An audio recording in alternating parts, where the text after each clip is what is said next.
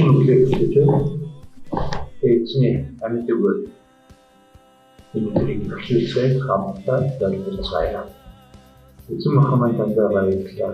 Шинэ үлээх амьддаг уншаа.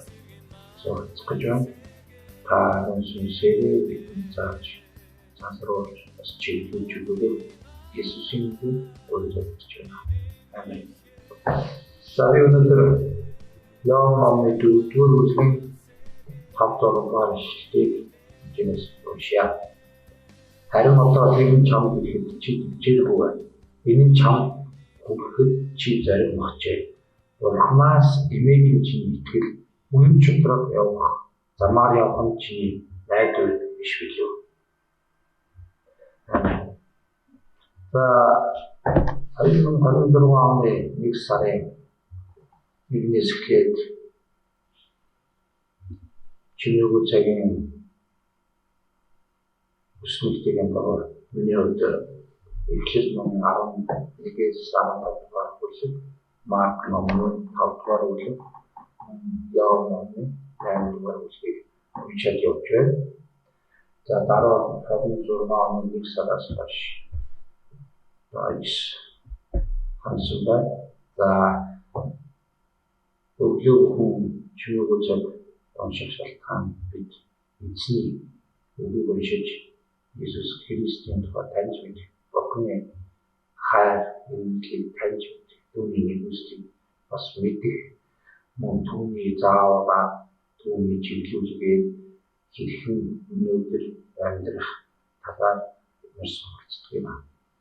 Тэгэхээр өнөөдөр Иоанн номоос 4-р бүлгээс уншсан ишлэл маань Иоанны найз Изофас гэдэг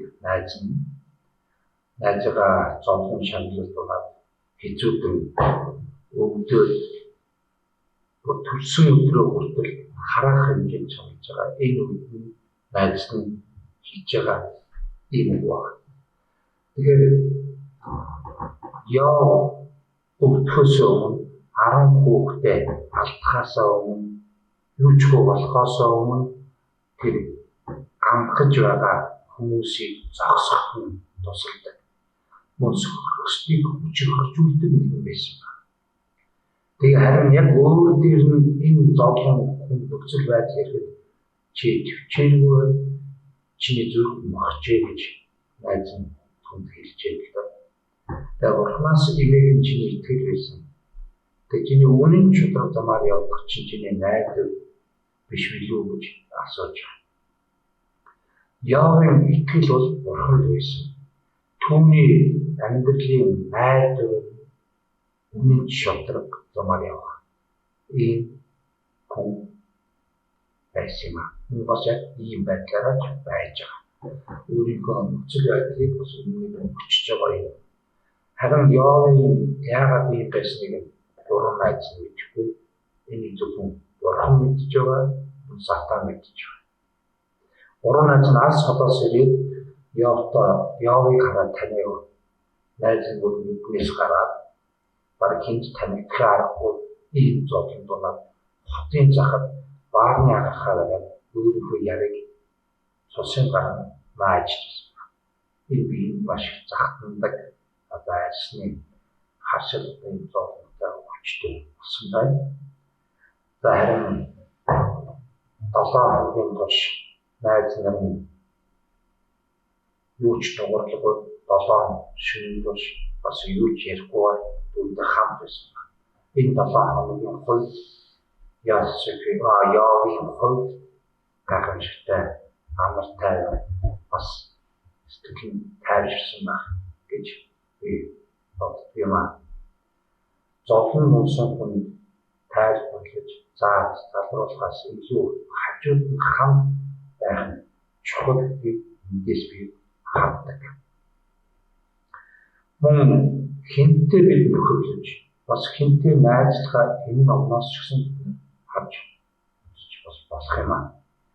Энэ найзлал нь юу гэж хэлсэн бэ гэх юм бол чиний итгэл бол Бурханаас эмээх байсан шүү дээ гэж хэлж байгаа.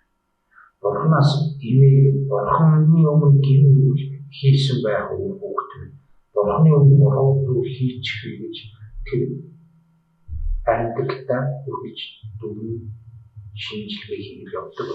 Түүнийг яг үйлддэг байсан. Түүний амьдрал үнэн шударга зөв. Бурхан хэлэхдээ энэ дэлхийн ертөнцийн Йов шиг, миний Йов шиг зөв шударга надаас мэддэг байхгүй байна гэж сатан хэлсэн байт юм аа.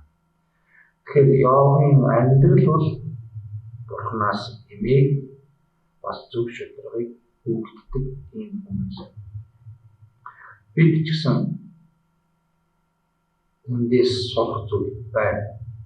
Би энийг харахтаа ямар хүнд бас итгэж болох вэ? Бас хэн найдаж болох вэ гэдгийг бас харъя гэж би боддог. Би бас бодсон байна. Би хэрвээ найзаа сонгохоор би Бурханаас имийг хүнтэй хамт байхыг би хүсэж шийдсэн.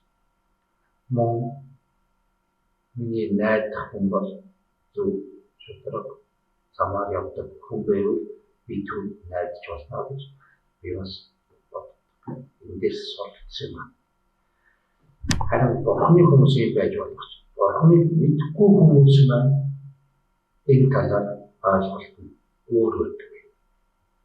Тийм учраас Бурханаас имийг Бурханд найдаж болохыг бид нар Бурханд итгэдэг хүмүүс итгэдэггүй хүмүүс хэлэх үр байна. Би хэвчлэн ер нь сайн мэдээний талаар ярьж байгаа. Сайн мэдээ ярихгүйгээр, сайн мэдээ тунхаглахгүйгээр Христ итгэгч хүн, итгэгч хүн амьдрах хүнд гэж би хэлмээр. Сайн мэдээ ярих нь яагаад тийм чухал вэ гэж та асууж магадгүй. Сайн мэдээ ярих нь маш чухал юм. Би өдөр хэд хэдэн удаа сайн мэдээ ярих тусмаа Иесус Христ намайг аварсан гэдгийг би өөртөө тунхаглаж, би өөрөө бас түүндээ итгэл найдвараа тунхаглаж байгаа хэрэг болт юм аа. Иесусээс өөр хинч авахгүй, Иесусээс өөр хинч туслахгүй гэдгийг мэдэх тусмаа, ойлгох тусмаа миний бардам зам, миний өөрийгөө сайрах, худлаа ярих, нүгэл хийх, бузармуу, эсэргүүцэж чадах энэ хүчийг Иесусээс авах гэдгээ хүлээн зөвшөөрдөг. Би сайн мэдээ ярих тусмаа энэ нүглээс хол байхаар, Бурханы өмнө даруй байхаар, Бурханы өмнө зөвхт байхаар, Бурханы өмнө худал хийхгүй байхаар, Бурханы замаар явахыг сонгодог юм.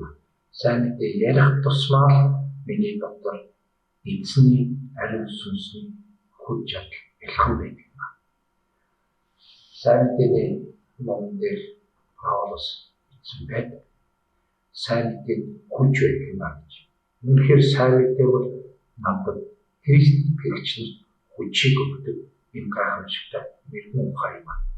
Тэр сайн мэдээг чуулганаас авах юм бол энэ дэлхийд ижлэхэн байж болно.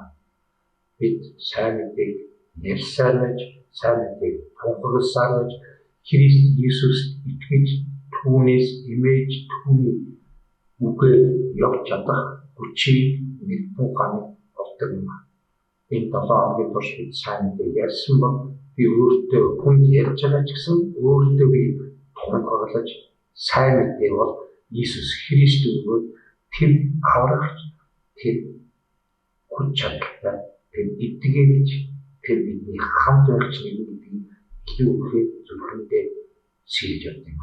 Тийм учраас сайн мэдээ ярьсан өдрөө гин нүглээс эсэргүүцэж чаддаг, зоригтой, тууштай, ухамтай байж чаддаг юм.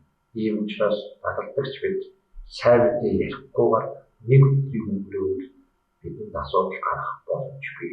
Учир нь Иесус Христээс юугаар бид сайхах вэ? Иесус Христийг аврагч, Иесус Христийг миний бурхан, миний эзэн гэсэн хүн даруй байж, зөвхт байж, Бурханаас имэж, худал ярихгүй, хуурн байхгүй, өмнөж байх замыг сонгодог юм. Бид 7 хоногийн турш эзний өмнөөс уншицгаалаа бас бид нар залбирцгааж байна.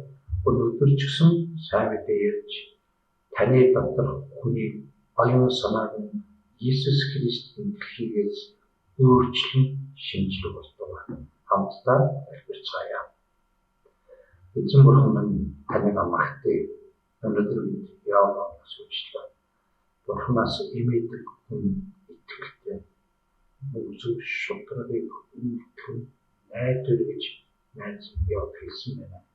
Бид ч гэсэн Бурханаас имэж таны үгээр явахыг хүсэж байна. Зөв шударга замаар амьдрахыг хүсэж байна. Үүнийг зөвхөн таал өгч чадах, таал хүчээр өгөх, таал тусалж чадах эзэн билээ. Есүсээ бидэнд туслаарай. Бид танд хамдан залбирч байна. Есүсийн нэрээр. Амен. Энэ үг таны дээр багтах болтугай. Эзэн таны дээр болтугай.